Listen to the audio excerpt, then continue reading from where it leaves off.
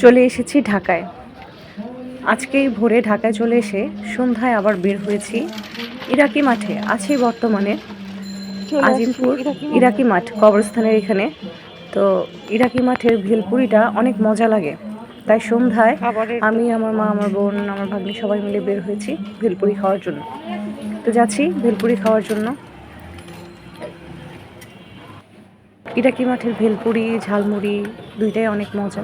তো এই তো ভেলপুরি বানাচ্ছে, অনেক বড় লাইন। লাইন বলতে সবাই অপেক্ষা করছে, আর মামা সিরিয়াল অনুযায়ী সবাইকে দিচ্ছে। যে আগে আসছে তাকে আগে দিচ্ছে, আর যে পরে আসছে তাকে পরেই দিচ্ছে, সিরিয়াল ভেঙে কাউকে দিচ্ছে না। তো সেটা মামা মনেও রাখে যে কে আগে আসছে কে পরে আসছে, তো সেই অনুযায়ী দিচ্ছে। তো আমাদের ভেলপুরি রেডি হয়ে গেছে, খাচ্ছি। অনেক মজা, অনেক, না খেলে বুঝতে পারবেন না।